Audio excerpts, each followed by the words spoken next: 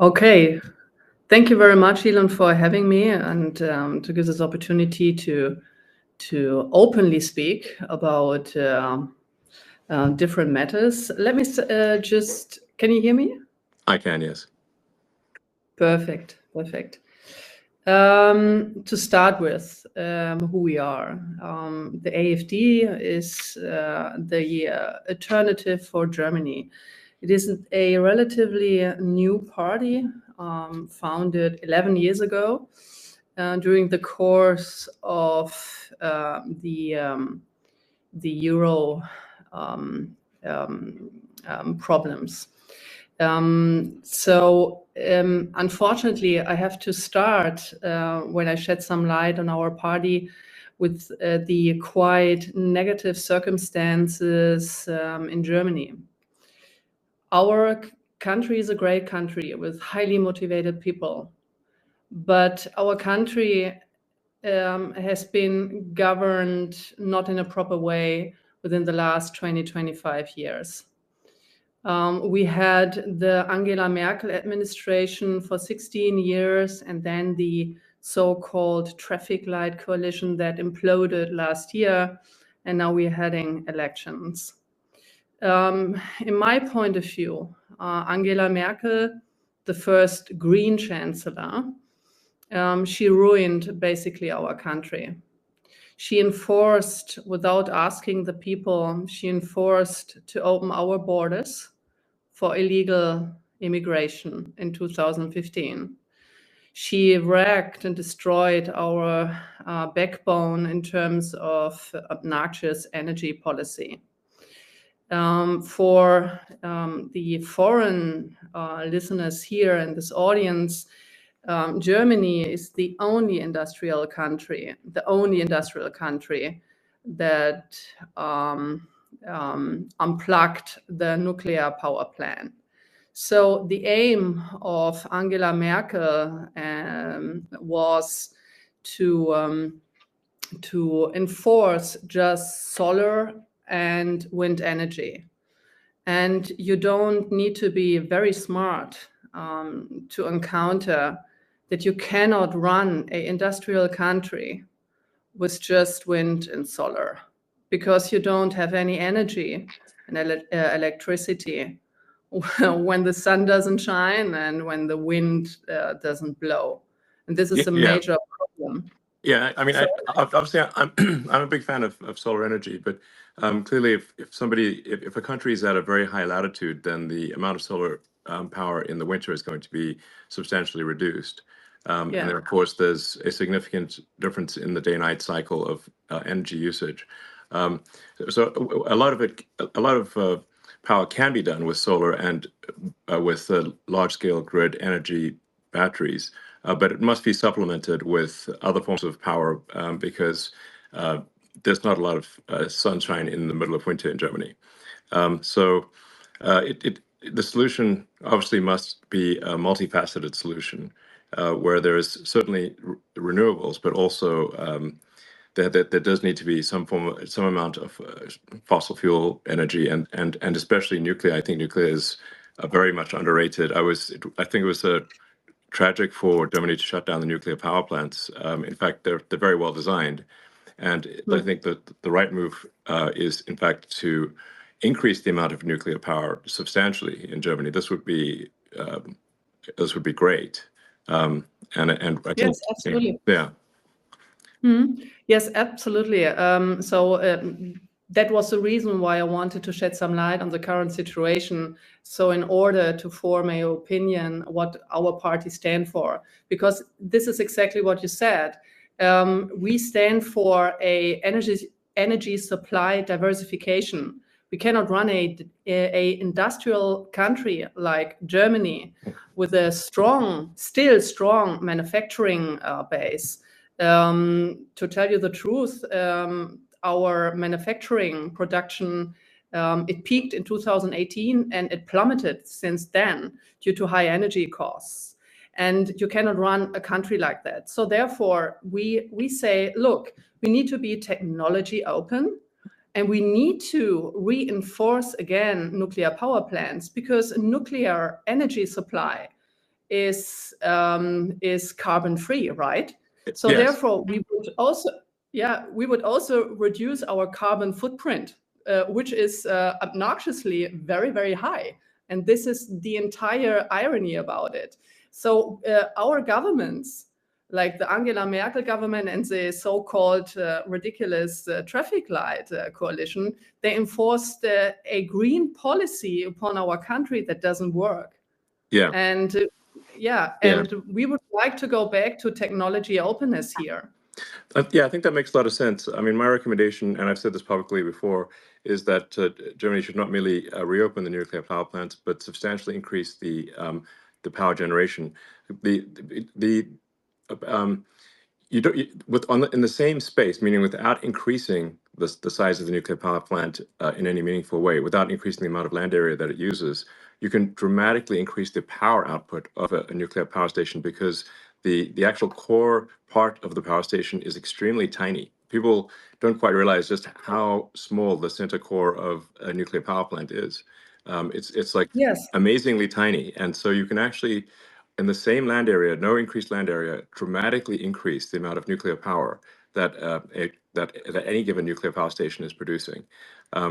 You need a water source to run the steam turbines, but really far more power output is possible than people realize. And I think that the sensible solution is renewables, but with a lot of nuclear, and then to supplement where that there has to be some amount of hydrocarbon power generation to supplement where it just needs to be sensible. Yeah, absolutely. But do you know what? So just let me do just like one more example, because like wind turbines, wind energy, in comparison to nuclear power supply, is highly inefficient. Also, in terms of land use. So, for instance, I give one example just to shed some light on it. If you were to replace one nuclear power plant, let's say like Emsland nuclear power plant here in Germany, with an annual electricity production of 10 billion kilowatt per hour, with modern wind turbines, with a production of just 8 million kilowatt per hour per year, you would need 1,250 wind turbines just to replace this one power plant. And with a rotor diameter of 70 meters and the minimum distance from large wind farms, you end up around with like 100 square kilometers. For example, this corresponds to half of the major city of Stuttgart, right? Right. So this entire thing, and just to stress the fact again, you don't need to be very smart just to do your calculations. Yes. But our energy policy. I mean, that's the crazy thing. The crazy thing is like a bunch of these energy questions. You do not need to be like a world-leading physicist. It's very basic math, like high school, less than high school level math. I'd say middle school math even. It's very straightforward, not complicated. Yes, absolutely. And then during the crisis, like during the war. Huh? Sorry? No, please go ahead. Yeah. So during the war of Ukraine, so our gas supply was just destroyed, and that actually shed some light on our severe dependence on Russian gas. And do you know what the government decided in this crisis, when the energy prices skyrocketed after we were cut off of cheap energy supply from Russia? They switched off the last nuclear power plant to even more create a shortage of energy. Yeah. So either you must be very stupid, or you just hate your own country. Well, isn't it? I think it's mostly the very stupid category. At least I'd like to think so. Very stupid. I mean, there's an old saying that like one should never ascribe to malice that which can easily be explained by incompetence. So, Yes, you're perfectly right. Now, so but yes, I actually, when I saw that Germany was turning off the power plants after being cut off from gas supplies, from Russia, I thought this is one of the craziest things I've ever seen. Just when Germany most needs electricity, yes, Germany is shutting down one of the best sources of electricity, which is nuclear power. yes, Crazy. and completely carbon free. Yeah, crazy. It's crazy. Yeah. So I guess if to summarize the two main things that AFD is aiming for in terms of change is a sensible energy policy and sensible immigration policy. Yes, exactly. So, But actually even more. So we would like, if I may continue a little bit, because absolutely. now it's Elon, it's a complete new situation for me. That I just can have a normal conversation and I'm not interrupted or negatively framed, how that has been in the media the case in the last 10 years, which is completely ridiculous. So what we also stand for, since we are a conservative libertarian party, so at least we see ourselves like this, but we are extremely negatively framed as a so-called extremist party by the mainstream media. So we just say, look, we need to reduce bureaucracy. We need to free our firms, our companies, the individuals of this obnoxious bureaucratic conditions here. Do you know like how long it takes, how many days it takes to get a business permit in Germany? Just guess. As it turns out, I do, because we built. Oh yeah, the big plan. We So how built many a days? gigantic car factory, just near Berlin. So we had many challenges. I mean, this is, to be clear, like we actually had a lot of support, a lot of local support, from the local government, from the national government, and despite all that support, just the sheer number of rules that the people in the government are required to follow is completely crazy. And we had to, I think it was 25,000 pages was our permit. And it had to be all printed on paper. 25,000. Yes, I think maybe more than that in the end. 25,000, and then there had to be many copies made. So it literally was a truck of paper.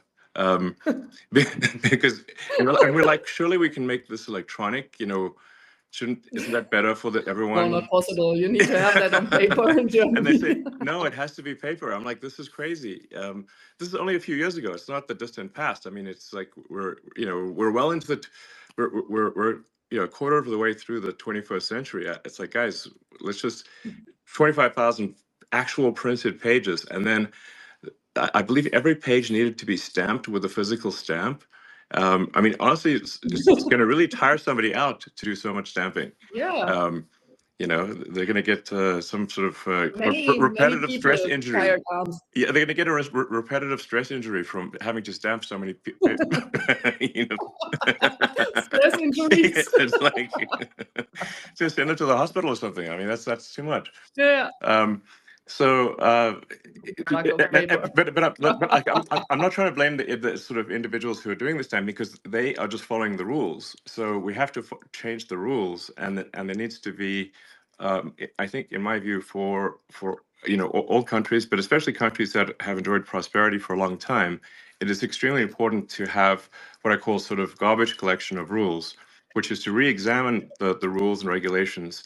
And make sure that they are clearly a net good, and if there's any doubt about them being a net good, we should eliminate them, because otherwise we get to this point where everything is illegal, and so it's just absolutely crazy. Absolutely. And it's not only about bureaucracy, it's also about taxes. Germany has the highest taxes Yes. of all OECD countries. So, so the normal German employee, he works more than half of a year for the state. You have to imagine that. You're right. Like with taxes plus social security. So more than half of the year you work for this dysfunctioning state, because like the state does not provide the vital provisions for the people here. So he doesn't provide for security. So we have like skyrocketing criminal rates here. Right. He doesn't care about education. So we have this same insane wokish, leftish, socialist agenda in our educational system. So the young people, they don't learn anything in school, in university, etc. So they just learn about gender studies. Are you serious? And they just, yeah. No, really. I was under the impression that Germany had a pretty good education system that was quite rigorous with the gymnasium and all that sort of stuff. At least it used to at one point. So, but it sounds like this has I don't know, the woke mind virus has infected Germany quite badly. Yeah.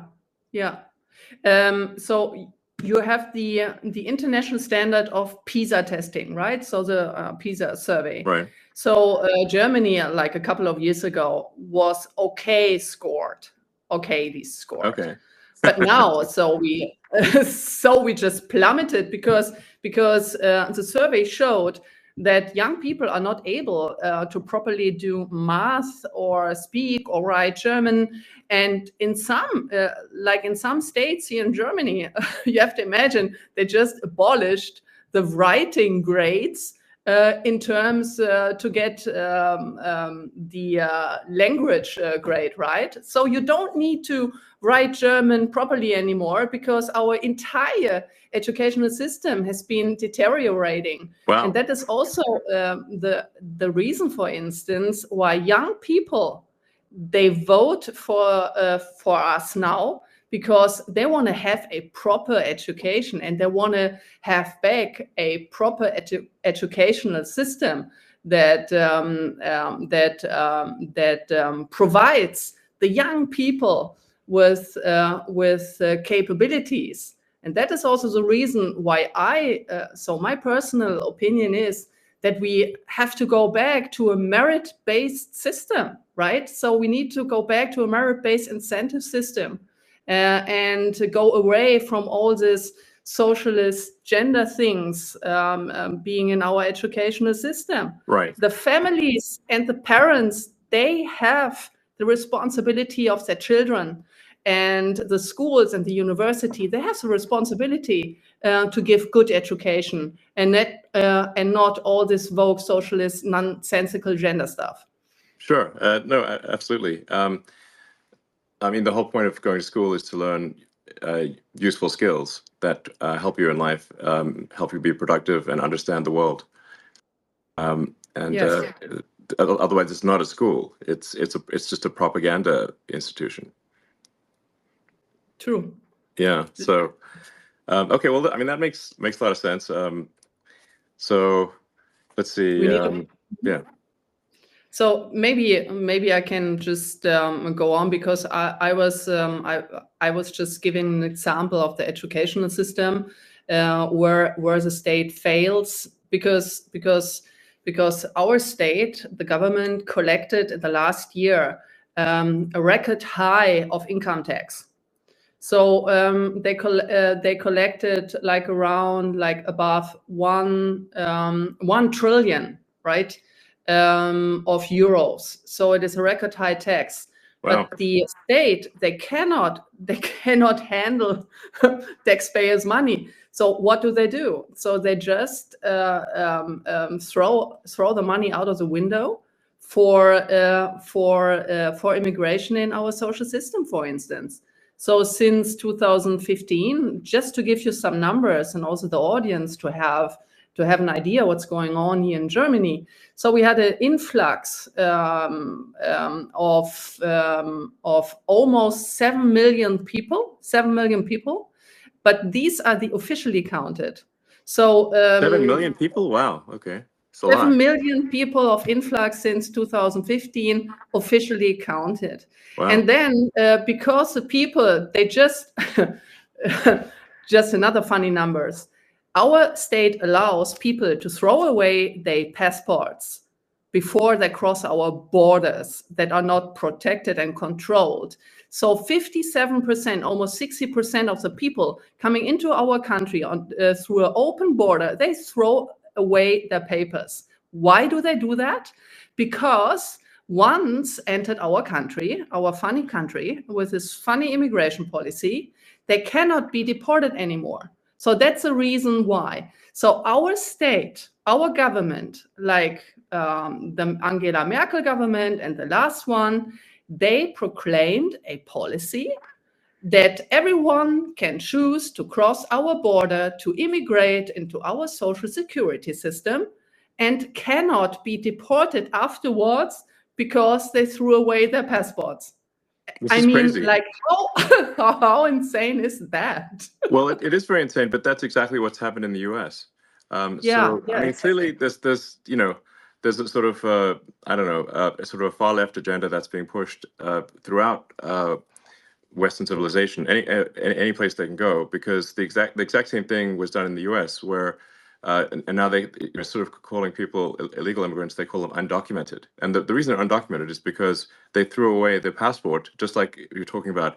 In fact, if you, on the Mexican side of the border in the U.S., there's a giant pile of discarded passports and driver's licenses, like a huge pile. Unbelievable. Because it's actually worse to come in with a passport than to come in with nothing. And then, just like in Germany, the Democratic government then gives massive amounts of money and support to what they call undocumented. But if they're undocumented, we actually have no idea if they are a murderer, rapist. We have no idea because they have no documents, so we can't actually tell. And so as a result, there's been a massive influx of criminals into the U.S. Because, and frankly, I mean, I'm wondering what's taking criminals so long to come here. I mean, this is I mean, America's a target-rich environment. It's you know, you can in America, it's so easy to steal things in these wealthy neighborhoods. It's like the only thing that is going to slow down how much you can steal is if your back hurts from carrying out all the goods. You know, it's like because you're just like you're not a robber. You're just a moving company. So like it seems like all the world's criminals should just come to America on that basis, because it's it's much easier to be a career criminal in America than it is in other countries where there's not that much to steal. Yeah. So so we've seen a massive May I ask increase a in question? crime in the U.S. Yeah. Yeah. May I ask a question Of on course, that? yeah. So I read that, for instance, in California, by the way, I'm very sorry what's happening there. It's terrible. It's Yeah. really terrible to see. Yeah, it's terrible. But in the case of California, that they just lifted the prosecution of theft because you have so many cases of theft. Is it true? Yes, the de facto situation in California is that theft is almost never prosecuted. It's maybe 1% of the time is theft prosecuted, and even when it is prosecuted, the criminals are let out on bail immediately. So basically, theft is legal in California. Unbelievable. It's crazy. It's crazy. Yeah. Now there was recently a referendum in California to make stealing illegal again, which was and actually that was a very popular, and it passed. Because it was actually literally legal to steal anything under $1,000, which means people could just walk into a store at $1,000 at a time and take out anything they want. And if the storekeeper stopped them, the storekeeper would be arrested. So this is literally like the Joker and Batman. It's like the criminals,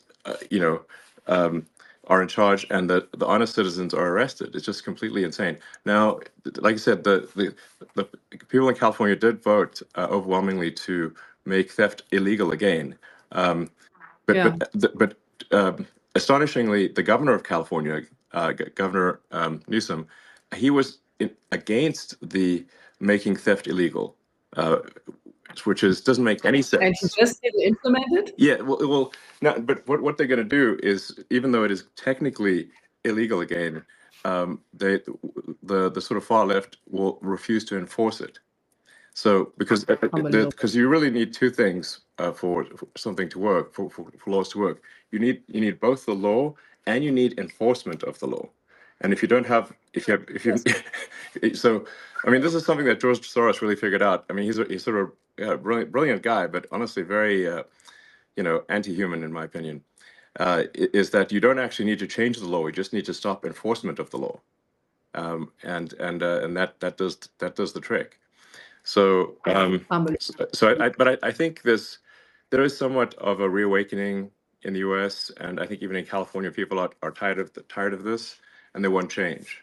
And I think that's really, if you say like, why people are wondering, like, why did Donald Trump win? And it wasn't just a small victory. In the U.S. elections this year, President Trump won the Electoral College. He also won the popular vote, majority of the people, and the House is Republican and the Senate is Republican. What this says is the American people are demanding change. They're being very clear, and my recommendation for the people in Germany is to do the same. If you are unhappy with the situation, you must vote for change, and that is why I'm really strongly recommending that people vote for AFD. That's my strong recommendation, and I think this is simply the sensible move, and I think Alice Weidel is a very, very reasonable person, and hopefully people can tell just from this conversation, like nothing outrageous is being proposed, just common sense. So, in fact, I, as I've said publicly, I think only AFD can save Germany, and I just want to be very clear about that. Only AFD can save Germany. End of story. And people really need to get behind the AFD, and otherwise things are going to get very, very much worse in Germany.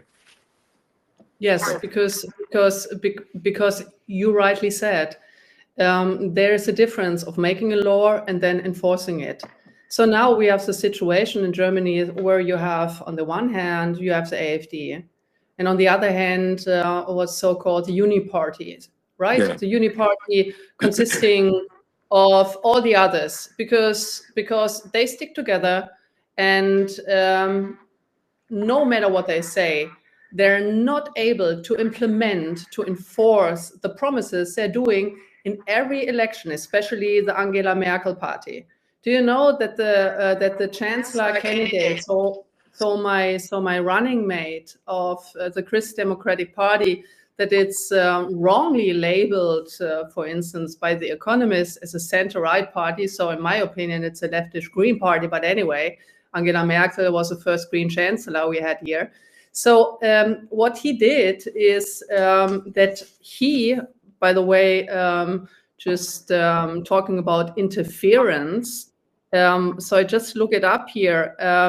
He called your interests in German politics, pushy and presumptuous. Yeah. And what does he say about George Soros? yeah, exactly. And Bill Gates. Yeah, Bill Gates, exactly. That was not a problem. Yeah. When Bill Gates actually tried to sell his mRNA vaccination and not mentioning all the huge side effects on people's health, and no one takes responsibility about that, and the entire bluff and scam of wearing a mask, right? So it's unbelievable. And also that candidate of the Christ Democrats, like Friedrich Merz, He warned the world about the consequences of voting for Donald Trump in October last year. Right. So far for like foreign interferences, right? Exactly. So it's unbelievable. It's really unbelievable, like how Donald Trump was treated by German media and German politicians during his election campaign. It was unbelievable. And I mentioned that before in a Bloomberg interview. It created, for me, it created physical pain to see that, how he was disparaged, like, and his entire family. So so I feel very sorry for these people. Just like saying negative things, and now while we talk, 150 bureaucrats of the European Union are watching us, our conversation, to enforce this ridiculous Digital Services Act that is nothing else than a censorship on free speech. But free speech, right? Yes. It's and you said it, free speech is a precondition of democracy. Yeah. If you are not able to form a proper opinion and exchange opinions and ideas, and a democracy should be a competition of the best ideas, right? Absolutely. And compromises. Yes, Yeah, exactly. Without freedom of speech, people are obviously not able to say what they want to say, and then they cannot make an informed vote. So if people are simply fed propaganda and have no access to what's really going on, then they can't make an informed vote, and then you don't have a real democracy. So that's why I say, free speech is the bedrock of democracy. There must be free speech in order for people to make an informed vote. So that's essential. And you can sort of, it's actually quite easy to tell who the bad guys are. It's like, who wants to shut down freedom of speech? They are the bad guys. It's very clear. Yes. And do you know what Adolf Hitler did? The first thing, he switched off free speech. Yes. So he controlled the media, and without that, he would have never been successul. Yes, exactly. Never been successful. Yes, But absolutely. this is what you do. Yeah, no, exactly. That was one of the first things he did was to control the media, and imposed extreme censorship. And really what he was trying to do was shut down any pro-Semitic media. Anything pro-Semitic or any defense of the Jewish people was shut down. So we have to, like, very few, for those who want censorship, I think they should be careful what they ask for, because once you institute censorship, it's only a matter of time before that censorship is turned on you, and eventually they will censor you, and that's the danger. Because people love to censor things they don't agree with, but they don't realize that one day that censorship is going to be turned on them. So absolutely. Yeah. So I mean, you mentioned, of course, Hitler and whatnot. Now, there's a lot of the media wants to portray AfD as far right, as somehow associated with Nazism or something like that. Perhaps you could address that concern, because people, when they hear sort of right wing in Germany, they naturally have a bit of a negative reaction. Yes, thank you for the question. First of all, I would like to, since I'm a economist, I would like to shed some light on the idea, when we talk about Hitler, on the idea of the National Socialists. Back then, during the Third Reich, the National Socialists, as the word says, they were socialists. Yeah, Adolf very much Hitler so. They nationalized industries like crazy. Yes, absolutely. Yeah. He was a communist, and he considered himself as a socialist. So what they did, they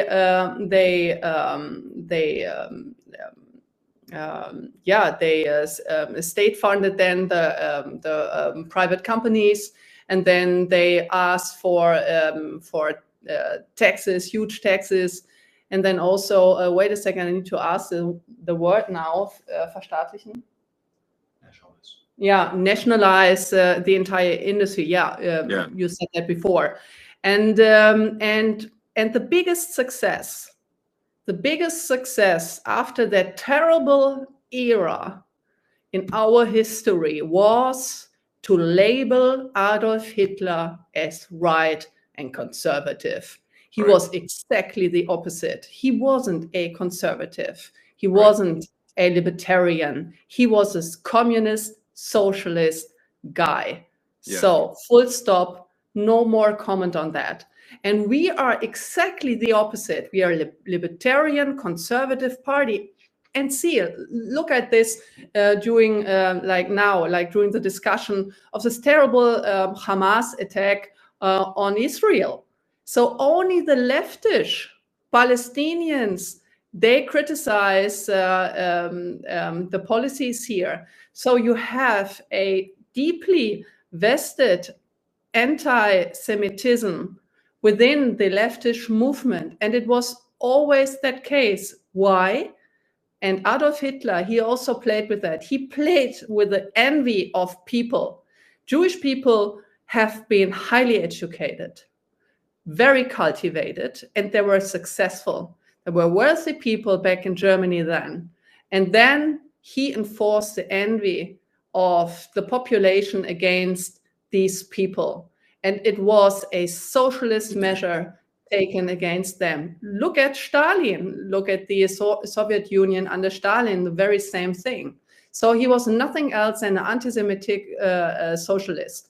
And we are exactly the opposite. We are a libertarian conservative party. We are wrongly framed the entire time. And we would like to free the people of the state. I want to have independently thinking people, self-confident people. I would like to have a state that is minimized to his functions, and letting the people having their freedom of speech, freedom of wealth also, like generating wealth. With these obnoxiously high taxes, the state erodes the backbone of wealth, right? So the people are not able to accumulate wealth that make them independent from the state. Right. So I would like to have independently thinking, well-educated people who have the freedom to form their own opinion. I want to have strong leaders in Germany. I don't want to have stupid, weak leaders as we had in the last couple of years, because these people cannot think straightly. And they're a big danger. Look at the war in Ukraine now. They're a big danger to our national security and to actually to the entire European security. This is also my hope in Donald Trump and in your administration, that you end that terrible war, this worthless dying of young people every day, like as fast as you can, because the Europeans, they cannot. They actually given up on everything, like on a good military, on a good negotiation power. They completely depend on the US in the sense of, the USA need to do the entire job. We don't need to do anything. We just escalate the entire conflict against Russia. It's very dangerous what's going on here, and only you can basically stop it. Yeah, I mean, I think President Trump is gonna solve that conflict, I think, very quickly. As you point out, it's now been in somewhat of a stalemate for a few years, and all that's happened over the past few years is hundreds of thousands of people dying, but for no gains. And the longer this conflict goes on, the more Ukraine weakens relative to Russia. I mean, Ukraine is a much smaller country. It simply cannot afford the losses relative to Russia. Russia has, it's just, this is, the longer this drags on, the worse it is for Ukraine. And then you've got all these poor, men dying and for nothing. Why? So I hope this terrible conflict can be resolved quickly, and I think it will be under President Trump. Yeah, it will be great, actually, because this is our now really like the people here, like many people are anxious, and they're anxious for a very good reason, I think, because this conflict has a potential to escalate big time towards a nuclear exchange. And here, the European governments, they have no measure, they have no strategy, they have no red line, no storyline of their foreign and security policy towards Russia, towards Ukraine. Yeah. They have no strategy to end that, and they don't have the military power, right? So they underspend the budget to NATO, right? For decades, yeah. like for a very long time. Like the average, for instance, of Germany, because the share of GDP is supposed to be 2%. So Germany, on average, I think it was just like slightly above 1%. So Germany didn't contribute. But Germany is also not prudent of the defendants of our own country. So this is the second thing. So we are completely dependent on the US. But I think, and I've listened to this very interesting speech of J.D. Vance. He said he doesn't want to have client states, right? Yeah. So he wants to have independent states who that also form their own independent opinion on things, right? Yes. So you, for instance, in your companies, you don't want to be surrounded by yes people and by mediocre people, right? So me neither. Right. So no, I try absolutely. to acquire. Yeah. So I try to to have the best people in my team. And these best people, they have the task to criticize me every day. And I don't want to have yes sayers, right? Yes. Because you cannot learn. Yes. So you have no mistake correction. Sorry, I just said yes. Yes. yes. Yes. Yes. Yes, people. No, but it's so. But it's so important. Yeah. Yes. But yeah, no, absolutely. I mean, for say my companies like SpaceX and Tesla, if we are constantly looking for critical feedback, because if we make a mistake, then the rockets blow up and the cars don't work. Yeah. So physics is very unforgiving. There's I say, like, really, physics is the law, and everything else is a recommendation, because I've seen people break every kind of law, but I haven't seen them break physics. And so if you don't get the design of the rocket and the operation of the rocket exactly right, and if even one thing is wrong, the rocket explodes. So that's why I'm a strong believer in seeking critical feedback. And in fact, I think critical feedback should be viewed as a gift. Yes. Yeah, yes. Yes. So no. But just to continue on that topic. So if you don't have that feedback loop, so your rocket may explode, right? But here in this critical phase of this terrible war in the Ukraine, many people may die due to these stupid policies that have many been people made. have died. Yeah, indeed. Yeah. So, well, I mean, let's touch on some maybe potential, what people may view as hot button issues. Like, what are your views on Israel? Oh, very complicated. Okay, the more we have time. No, really, like the more I read about the Middle East and the situation in Israel, the more complicated it gets. And to be honest, I wanted to ask you about a potential solution, because to be honest, like in my humble opinion, I don't see a solution. So maybe Israel have to find some alliances with the Sunni states, maybe if possible. Yeah, to be honest, from my point of view, like from my perspective, it's a very complicated situation. And I don't, I'm not this person, I'm not a politician. If you ask a question that I do this, blah, blah, blah. Sure. I really say what I think to do honest politics. And to be honest, I don't know. To be very frank, I don't know how to solve the conflict at this point in time. And I hope maybe you have an answer on that. Sorry for being dissatisfactory, but it's so complicated. And I want to give prudent answer. And in case of Israel, I don't know how to resolve this conflict, to be honest. Well, I guess maybe another way to say it is, do you unequivocally support the existence of the state of Israel? Yes, of course. Okay, that's what people want to know.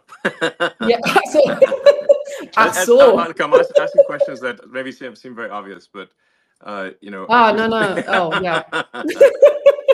Oh, yes. Now I see where this question. No, absolutely.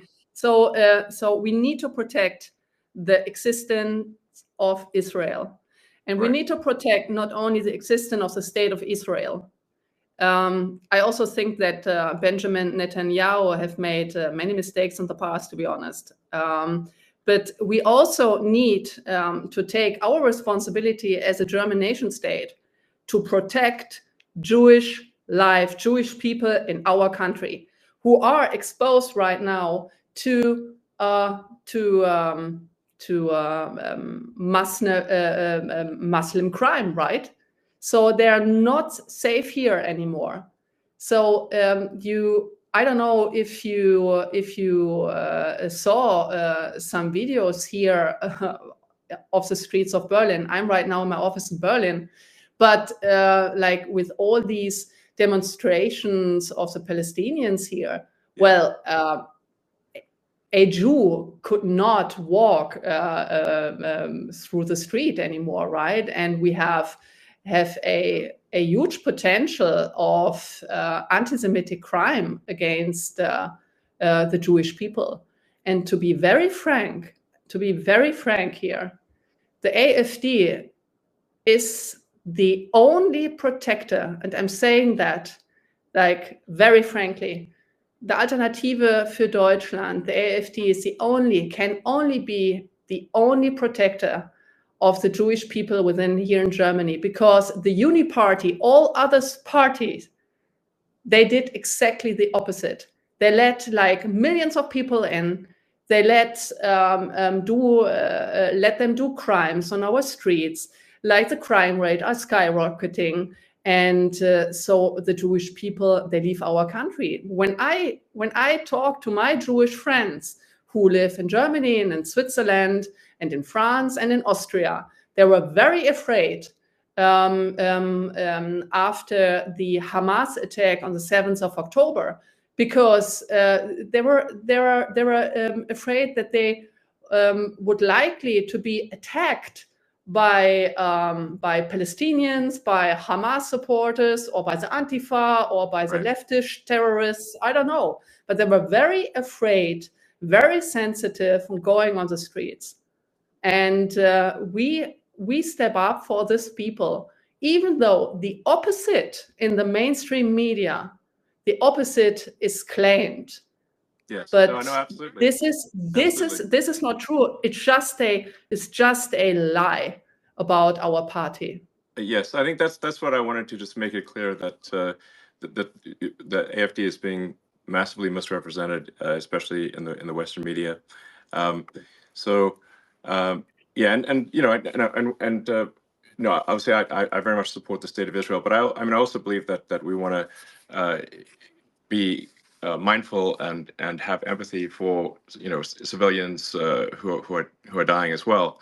When I've had conversations with Prime Minister Netanyahu, and I think we're largely agreed. I mean, there's there's 3 steps, which is like there's no choice but to eliminate those who wish to eliminate the state of Israel. Hamas essentially, but then and then the second step is to fix the education so that people, Palestinians, are not trained from when they are children to hate and want the death of Israel. So you've got to fix the education system, and then the third thing, which is also very important, is to make the Palestinian areas prosperous. This third step is very important, and this is maybe the hardest step, which is, but you have to have that third step. You have to bring prosperity. You have to help rebuild, and you have to bring prosperity. And I've had this conversation with many people in Israel. I said that third step is essential. And they've asked me, well, when has this worked? And I'm like, well, I'll give you a very big example. After World War I, the Treaty of Versailles was extremely unfair to Germany, and it created a massive amount of resentment. And the Treaty of Versailles laid the foundation with its extreme reparations laid the foundation for World War II. Without the Treaty of Versailles, Hitler would not have succeeded. Yes, true. Yes, and then, but if you look at so then the lesson was learned. So then after World War II, when Germany and Japan were defeated, the U.S. actually helped rebuild Japan and Germany, providing financial support to rebuild Japan and Germany, and now Japan and Germany are allies. And this is a very important and fundamental lesson of history. Yes, you're absolutely right. When after the Hamas attack, I just opened Google Maps to have a look. Okay, what is the geographic situation there? And when you see the Gaza Strip, right? It's a Gaza Strip which is just locked in, with no resources and not even water supplies. So there can be cut off a water supply and other supplies, just like instantaneously. And this construction also, like just having a look, like from a geographic perspective, you don't need to be very smart that this is not going to work out. And to make this area wealthy with specific measure being taken, it's a very vital first step. Yeah, I think it's essential, and it requires overriding the natural human instinct for reciprocity, which is that to basically an eye for an eye. But the problem with that, an eye for an eye, is that if you keep doing that, an eye for an eye, as the saying goes, an eye for an eye makes everyone blind. That's why I think there's great wisdom to forgiveness. You need both strength and forgiveness. But this is the only way to stop the endless cycle of violence. It's a very nice sentence. Like the eye for an eye makes everyone blind. Yeah, exactly. So, so hopefully that can be the future. That's the best future I can think of. I think there's not some other future that works. So how about, may I ask you another question, because we just jumped topics. What is your point of view? We stopped that your administration will end the war in Ukraine very swiftly. But what is your perspective on the instruments and measures that could be taken? So would you like to talk about it? Can you talk about it a little bit? So what we could expect? Yeah. Well, this, to be clear, I mean, this is up to President Trump. He is the commander-in-chief, and so it's really, up to him. So I don't want to speak for him. So, but I I do think that there is a path here to a resolution, and but it does require strong leadership in the United States in order to get this done. Yeah. So yeah, but I'm confident that it can be done. Okay. And Yeah. and I do think it's possible to have peace in the Middle East as well. These are possible. So and I think that would be a great future for the world. So Yeah. yeah. No, great. So it's absolutely fair. So very, very fine with me. Yes. Well, let's see. Are there any other topics we should discuss, or if you have any questions for me, or anything you think people might want to Yes, know about? absolutely. Sure. Because I want to ask, and many people are interested in that. So why do you believe that flying to Mars and populating Mars is your top priority topic, the SpaceX? And when do you think, when will you be ready to have a human expedition to Mars? If you allow, if I may ask this question, because everyone Sure. is interested. So these are great projects, right? Yeah. Well, I mean, I think at a very high level, I think sort of like what set of actions are going to lead to the long-term prosperity of civilization. The sort of a growth in the scale and scope of consciousness. Um, to the best of our knowledge, we are the only place with life, or certainly the only place with life that is intelligent in some form. A lot of people think, oh, there must be aliens, but I've not seen any evidence of aliens. And if the archaeological records are correct, Earth is 4.5 billion years old, but civilization, as measured from the first writing, is only about 5,000 years old, which is about 1/1,000,000th of Earth's existence. So all of human civilization is a tiny flash in the pan so far.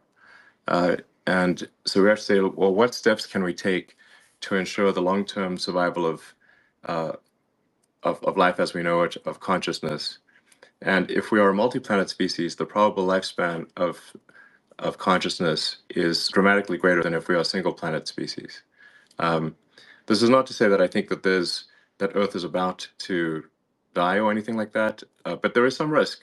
If there is a global thermonuclear war or some extreme natural event like a giant, meteor that hits the Earth that causes a mass extinction event. I mean, if we look at the fossil record, there are at least 5 extreme mass extinction events that would have just basically extinction events that would have destroyed all of humanity completely. There's 5 of them at least, and so I think if we should take this opportunity today, because for the first time in the 4.5 billion year history of Earth, it is possible to extend life and to extend consciousness beyond Earth. And that window of opportunity may be open for a short time, or it may be open for a long time.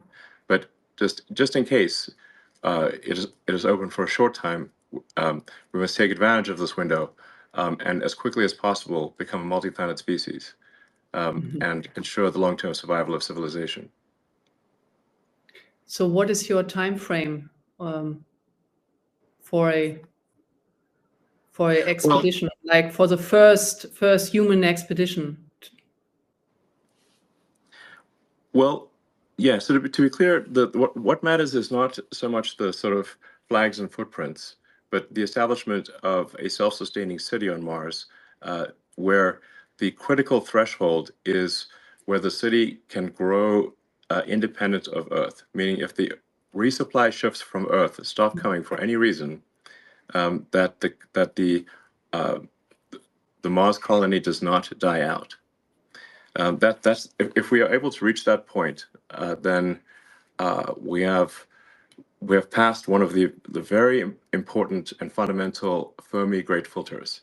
There's this idea of like, well, why don't we see evidence of intelligent life? Well, that there's this idea that there are these various great filters that these civilizations never pass, and one of those great filters is never going beyond your home planet.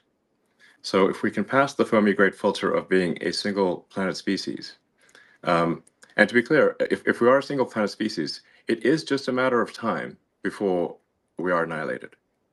One can argue about how long it will take, but eventually there will be something that happens that annihilates civilization. It might be very far in the future, but we simply know from the fossil record, as I mentioned, that there have been at least 5 mass natural extinction events, and I think there's added risk for humans that we could destroy ourselves, because the dinosaurs did not have thermonuclear weapons, so they also didn't have spaceships. So we've got the risk of thermonuclear war that could destroy everyone, but we also have spaceships that can make life multiplanetary. And but to answer your question more directly, I think we can send uncrewed starships to Mars in approximately 2 years. So Earth and Mars Earth and Mars align for planetary transfer roughly every 6 months. Every 2 years, every 26 months. 2 years. 2 years. Yes. So the Earth obviously takes a year to go around the sun. Mars takes approximately 2 years. And obviously one cannot go to Mars when it is on the other side of the sun from Earth. Yeah. So we have to wait for when Mars is in roughly the same quadrant of the solar system as Earth. And that occurs for about 6 months every 2 years. And the optimal transfer window is typically just a few months. So for a few months every 2 years, or every 26 months, you can transfer to Mars. So there's currently a Mars transfer window, which means that the next one is in 2 years from now, and then there'll be another one 2 years after that. So for the one in 2 years, I think we can send uncrewed starships to land on Mars to test that the landing systems are working properly. We want to make sure that we don't add more craters to Mars. Yeah, Yeah, that would be good. The crater count increment must be 0, and once we prove that it is safe to land, then if all the ships we send in about 2 years land safely, and we think we understand the issues, then in principle that in about 4 years you could send the first people, and then Wow. the number of ships can expand exponentially from that point. I mean, as a rough order of magnitude, my guess is that we need to transport about a million tons of cargo to Mars to make it self-sustaining. When things are very uncertain, I think if you can even guess to within one order of magnitude, you're doing quite well. So I suspect probably 100,000 tons is maybe not enough, and hopefully we don't need 10 million tons. So therefore, my guess is hopefully 1 million tons is enough to make Mars self-sustaining. So maybe it's a million tons of cargo to the surface of Mars and about 1 million people or more. So that's really what matters. The critical threshold from the standpoint of a fundamental branching of the future of civilization is that point of reaching on Mars where Mars can grow by itself even if resupply ships from Earth stop coming. At that point, the future of civilization branches, and to a good branch. And the probable lifespan of civilization is dramatically greater. And Yes. my guess is that there will be cases where the future Martians actually come and help and rescue Earth, and when there is an emergency. Just as America has helped to rescue the rest of the world in World War I and II and the Cold War. Where would the world be if not for America helping out in those 3 circumstances? So, I so see. I think that there's a good chance Mars helps save Earth at some point in the future, maybe many times. And then once we have a civilization on Mars, we can expand to the rest of the solar system, to the the larger asteroids like Ceres, maybe to the moons of Jupiter and Saturn and beyond, at least through the rest of the solar system. And then and then we go from being hopefully a multi-planet civilization to at some point a multi-stellar civilization, and we're out there among the stars, and then we can try to find out what is the nature of the universe. Perhaps when we go to and visit these faraway star systems, we will discover the remains of long dead alien civilizations. I think that would be incredibly interesting, but for sure it will greatly improve our understanding of the nature of the universe, dramatically. Absolutely. Yes. So and things that like the time scales are just remarkable to think about. I mean, physics suggests that the universe is about 13.8 billion years old, and I mean, even the elements in our body that aren't hydrogen, that like any heavier element had to be formed in the center of a star, and so the a large part of our body was actually formed in the center of a star, and that star exploded, and then the elements recondensed, ultimately billions of years later to form Earth and humans. So, so when you think about these timescales, they're really remarkable to think about. And Yeah. but a civilization that lasted 1,000,000 years. So our civilization, like I said, I think a good metric for saying when does a civilization start, I think, is maybe writing. That's if you're going to pick anything, I'd pick that.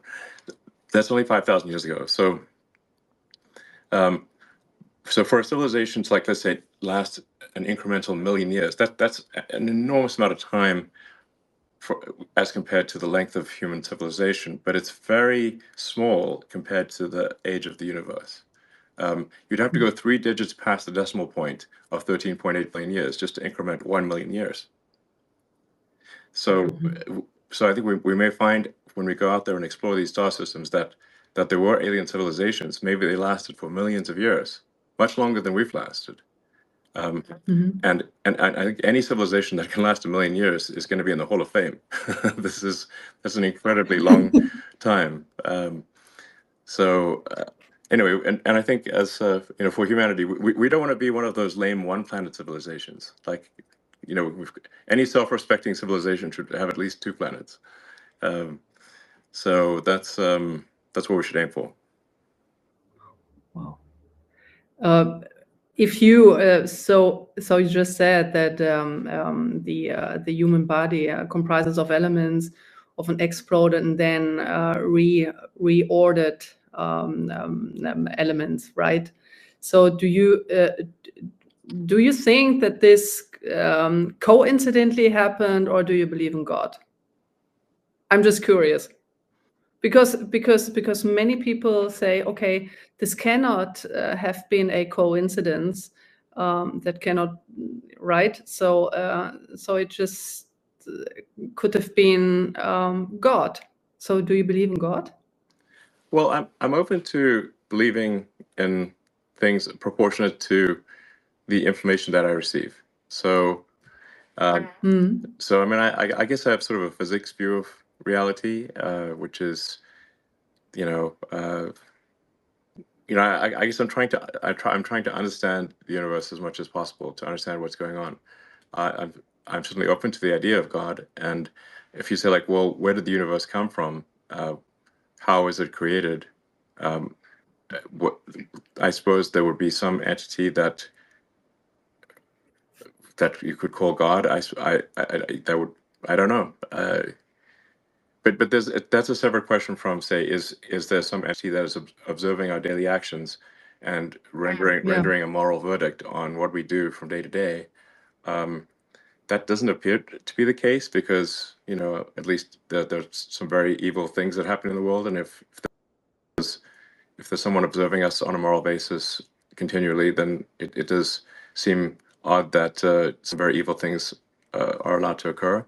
But maybe that is the case. I don't know. I try to form my opinions based on what I learn, and as I learn more, I aspire to change my views to match what I learn. Yeah, same here. To be honest, I'm still on a search. I don't know what to believe. So it's called maybe a agnostic. And but it's very interesting to see how the world and also the universe evolved. It was incredibly interesting to listen to your visions. It's quite a vision for every one of us. Yeah, I would say that what I have is a philosophy of curiosity. So I'm curious about the nature of the universe, and I would say I subscribe to the Douglas Adams school of philosophy that was described in The Hitchhiker's Guide to the Galaxy. In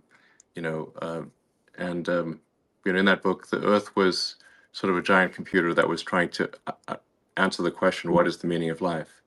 And then it comes back with 42, and they're like, "What does 42 mean?" And it's actually the answer is the easy part, and the question is the hard part.